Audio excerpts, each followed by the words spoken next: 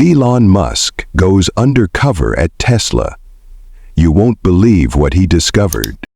It sounds like the plot of a gripping novel or a Hollywood blockbuster, doesn't it? Yet this story unfolds in the world we know, centered around one of the most influential figures of our time, Elon Musk. Known for his relentless pursuit of innovation and his bold vision for the future, Musk stunned everyone with a decision that no one could have predicted. One morning, instead of donning his usual casual blazer and jeans, the tech mogul stood in front of his mirror wearing something far more ordinary, a factory worker's uniform. Safety goggles perched awkwardly on his nose, and a lunchbox clutched in his hand. He looked nothing like the charismatic leader of Tesla.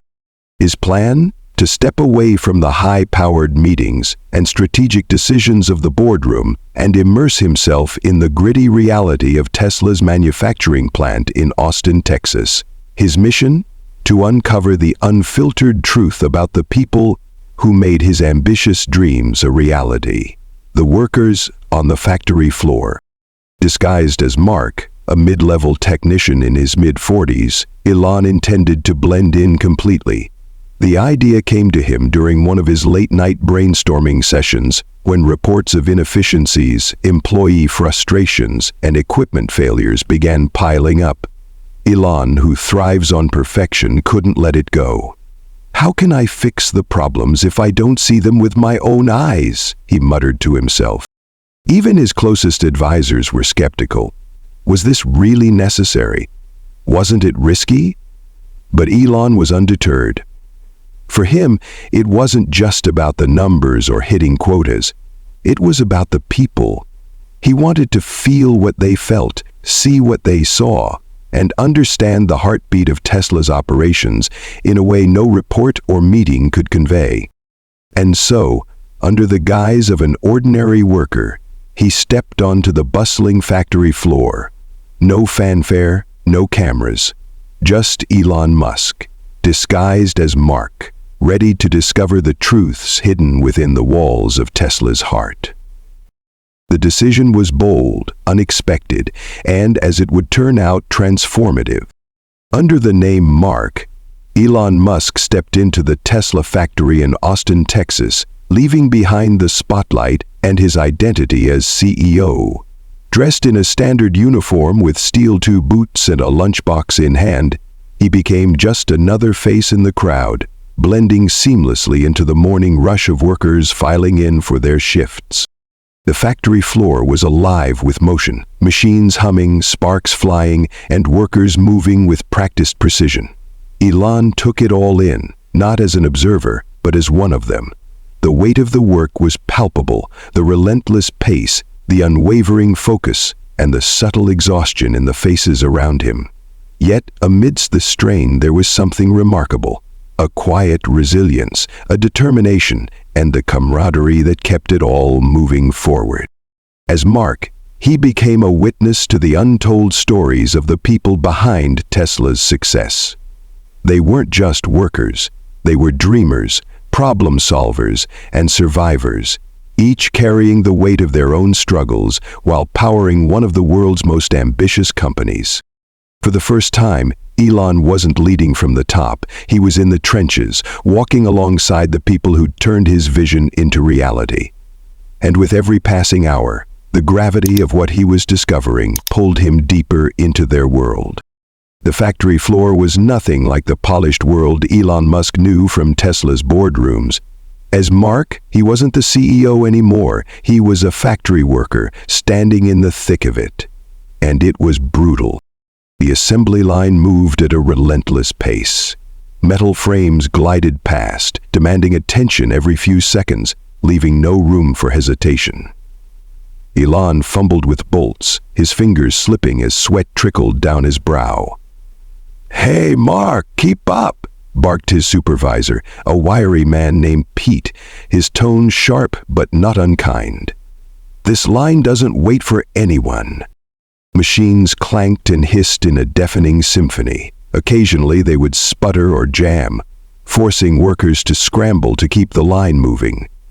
Elon struggled to tighten bolts fast enough, and when a piece of equipment faltered nearby, it triggered a ripple of groans across the floor.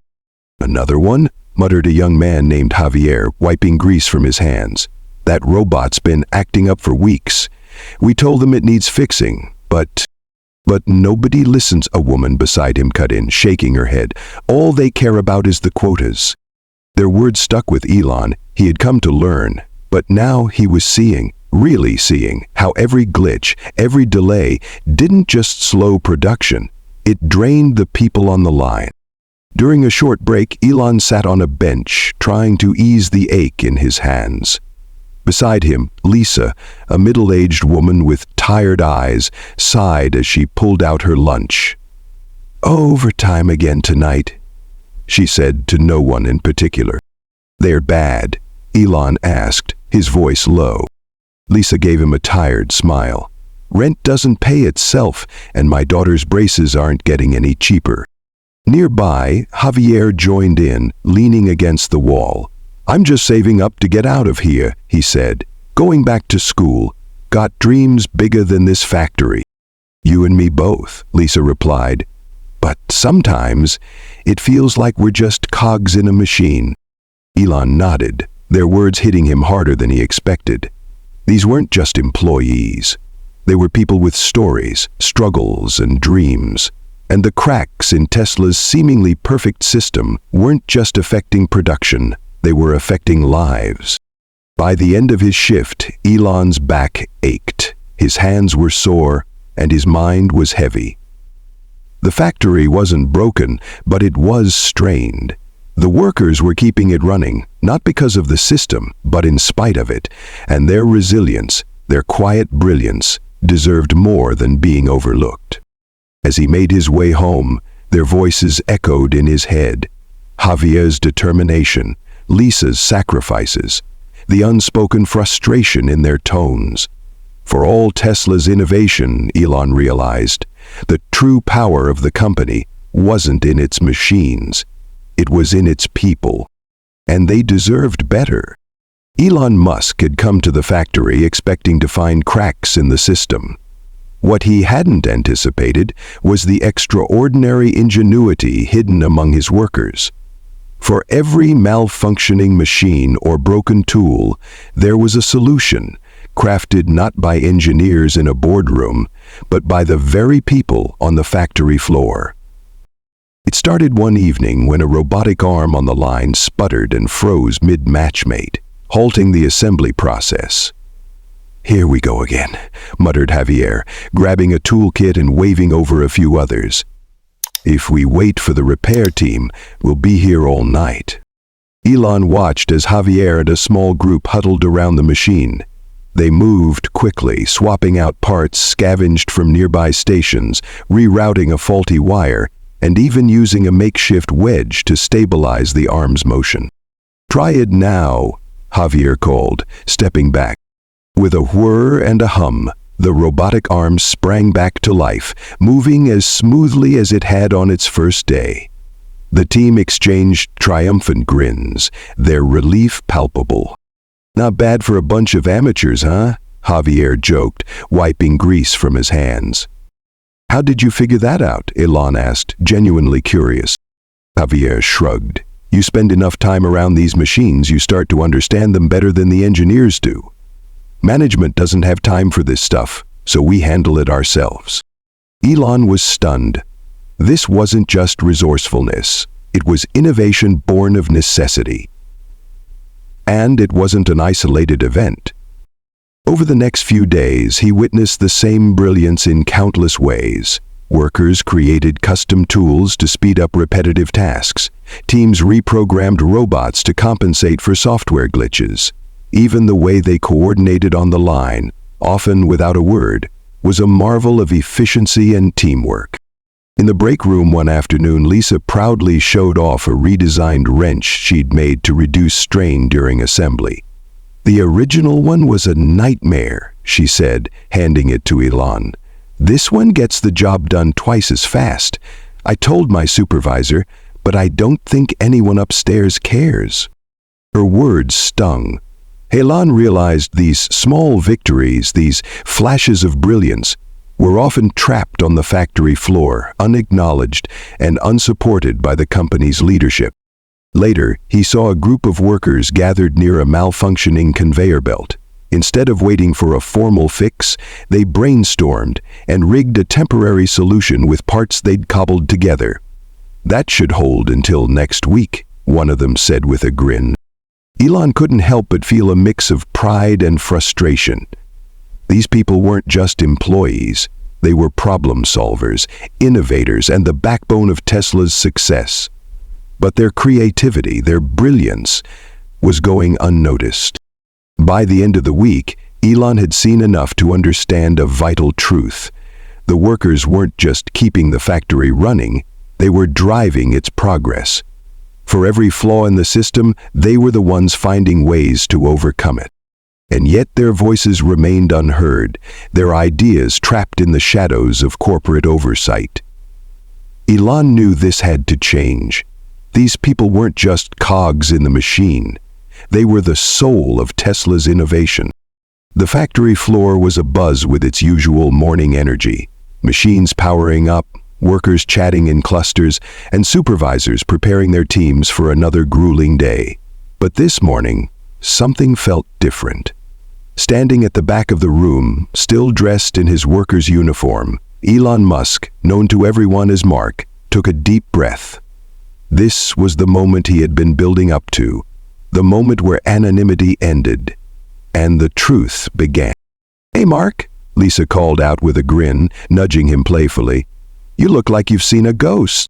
Elon smiled faintly, nerves tightening in his chest. "Not quite," he said, stepping forward as the hum of conversation began to quiet.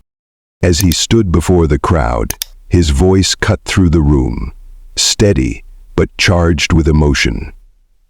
"Before we start today's shift, I need to say something important."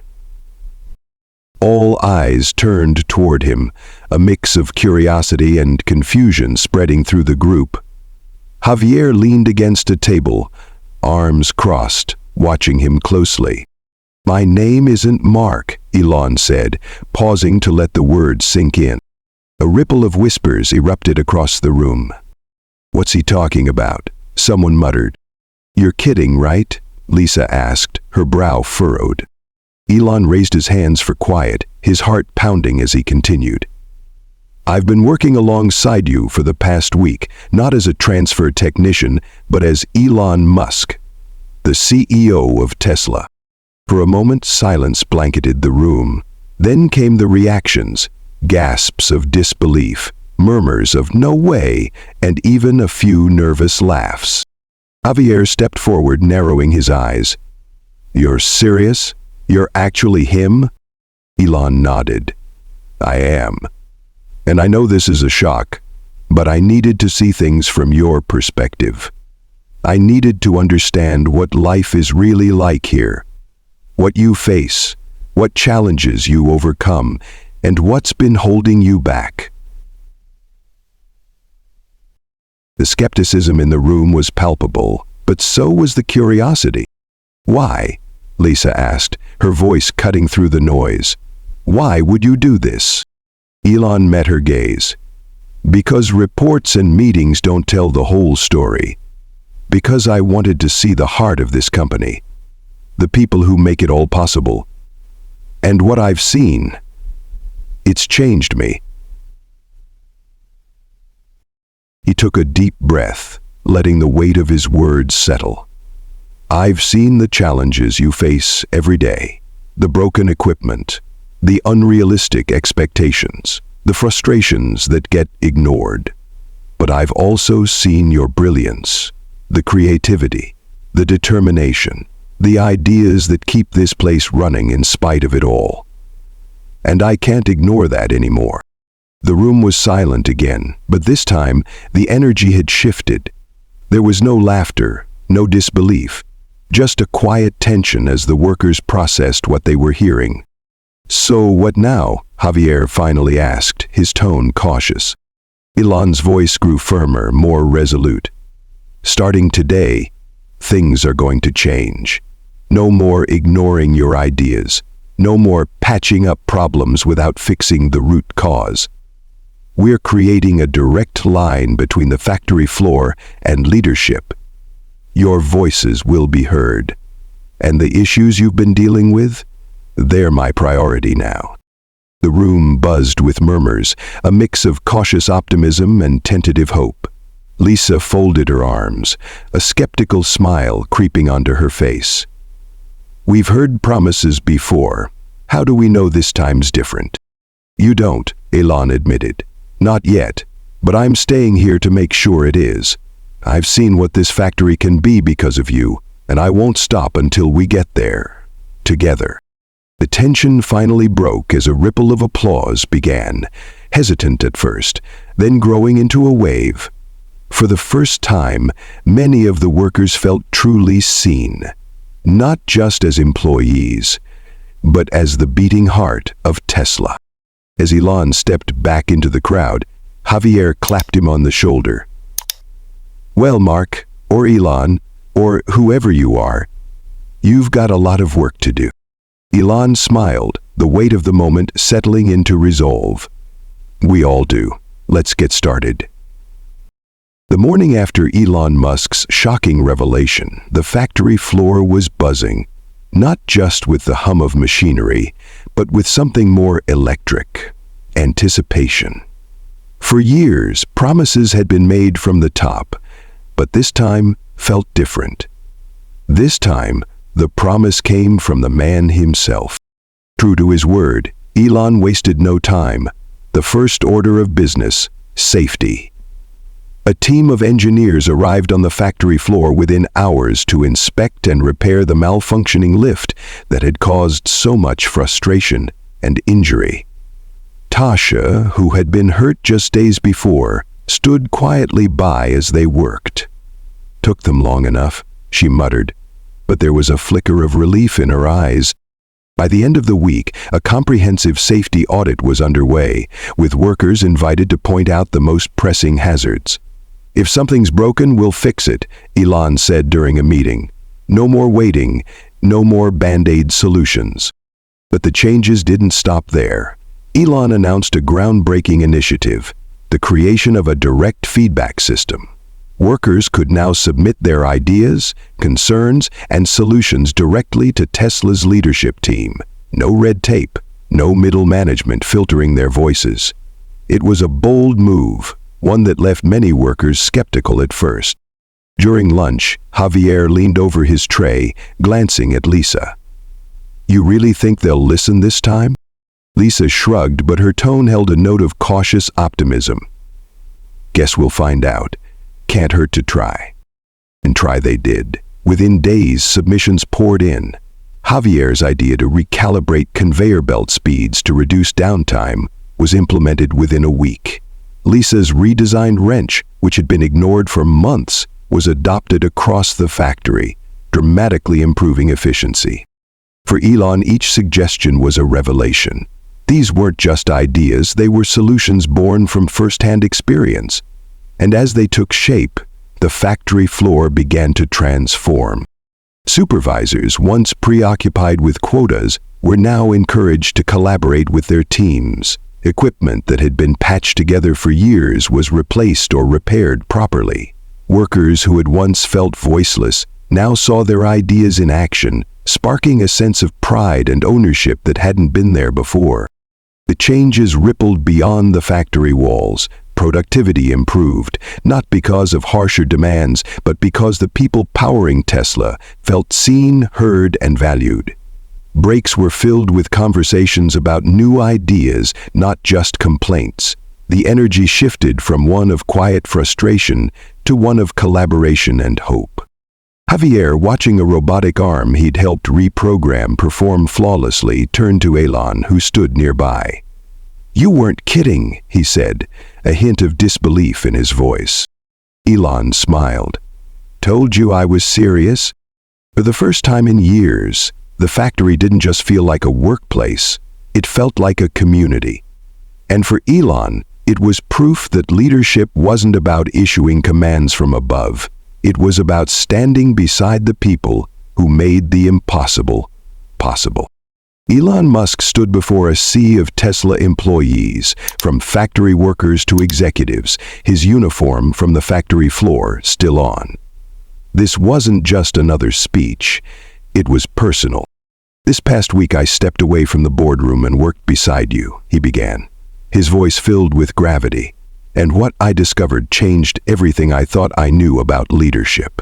I saw the challenges you face daily, broken tools, impossible quotas. But I also witnessed something extraordinary. Your creativity, your determination, and your ability to solve problems in ways no one else can. You are the foundation of Tesla." The room was silent, the weight of his words sinking in. "I used to believe innovation started with leaders at the top," Elon continued, "but I was wrong. True innovation begins on the ground, with the people who live and breathe the work. Leadership isn't about giving commands from above. It's about listening, adapting, and empowering those closest to the action." He went on to outline the changes already underway, the repaired equipment, the safety initiatives, and the new feedback channel allowing workers' voices to reach leadership directly. "This isn't just about fixing problems," he said. "It's about building a culture where every idea is valued and every person feels seen." The applause started slowly, then grew to a standing ovation. Many workers, once skeptical, now felt a glimmer of hope. For the first time, their CEO wasn't a distant figure, but someone who had walked in their shoes. As Elon stepped off the stage, Lisa leaned toward Javier. "I think he means it," she said with a small smile. Javier nodded. "Yeah, I think he does." Elon had learned a lesson that would reshape not just his leadership, but Tesla's future. Progress doesn't come from technology alone. It comes from people. And their voices would guide the company forward. This isn't just a story about Elon Musk or Tesla. It's a story for every company, every leader, and every individual. It's a reminder that true progress, whether in business or life, begins with empathy. By stepping into the shoes of those on the ground, we gain an understanding that no report, chart, or meeting can provide. Leadership isn't about sitting at the top and giving orders. It's about listening, connecting, and empowering. It's about recognizing that the best ideas often come from those closest to the work, the people who face challenges daily, who adapt, innovate, and keep things moving forward despite the odds. This lesson applies to everyone, not just CEOs. Whether you're leading a team, working in an office, or pursuing your personal goals, the ability to understand and value others is what creates meaningful change. When people feel heard and supported, their potential becomes limitless, and so does what they can achieve together. The true power of leadership lies in humility and action. When we listen, adapt, and create space for others to thrive, we unlock possibilities we never imagined. This isn't just a business strategy, it's a life philosophy that can transform relationships, teams, and even entire industries. What's your perspective on this idea of leadership? How can empathy and connection reshape the way we approach challenges in our workplaces and lives? Share your thoughts below and let's keep this conversation going.